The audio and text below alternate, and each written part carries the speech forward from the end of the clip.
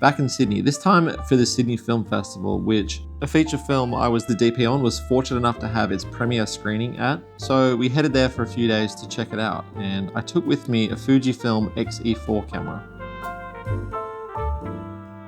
I'm not really what people would call a photographer by any means, but for tax purposes, this was a business trip and I needed to do some business. So I thought, hey, what the hell, I'll take this camera with me and shoot some photos in the free time that I have during the day. I mean, work hours, work day. So after we landed, we headed to our accommodation where we met up with a good friend, Dan. Hey!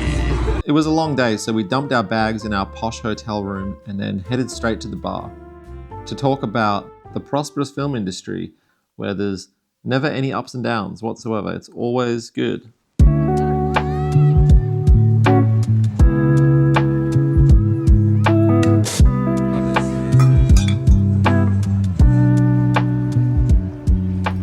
The next day, we strolled the city and the harbour with the X-E4 and this TT Artisan 27mm.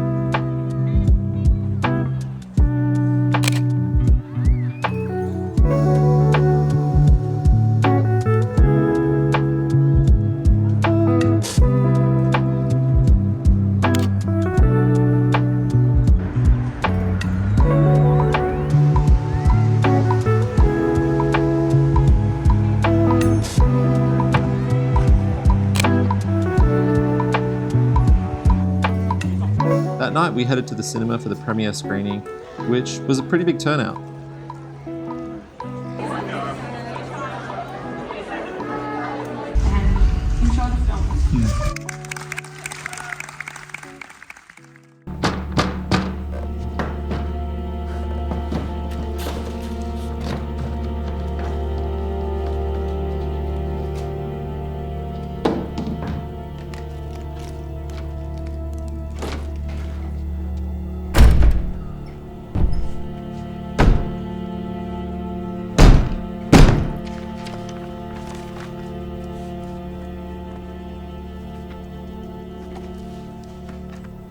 So what can I actually talk about with this film?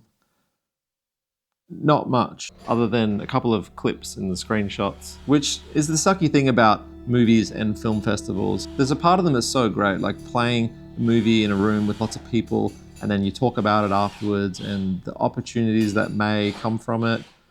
But the other side is that it usually takes so long for it to come out after bouncing around different film festivals and you can't share much about it because it's on this circuit and it needs to have some exclusivity for the film festivals, which, I get to some degree. But I shot this at the start of 2023 and, I'm a much better, slightly better cinematographer now.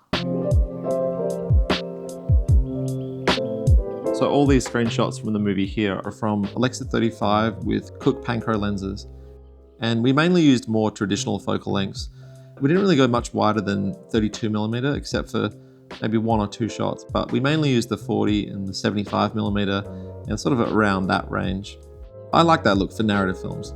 Not all the time, but let the commercials have the fisheye lens that spins up and down in a multicolored living room set.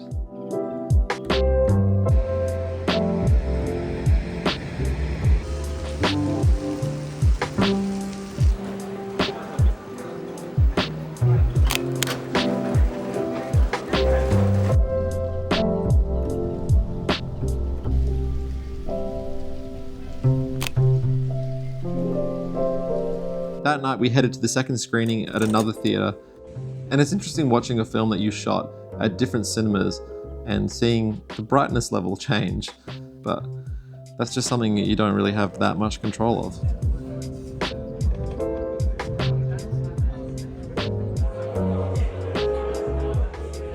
After the screening, we headed to the closest bar we could find.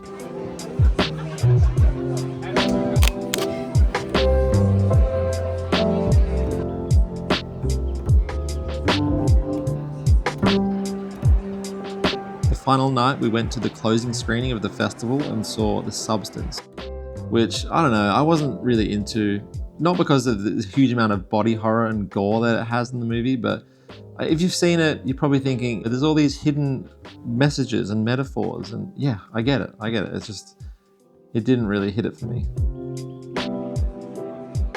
So I do like shooting small projects like commercials and even YouTube videos that have this quick turnaround and they get put out into the world quickly.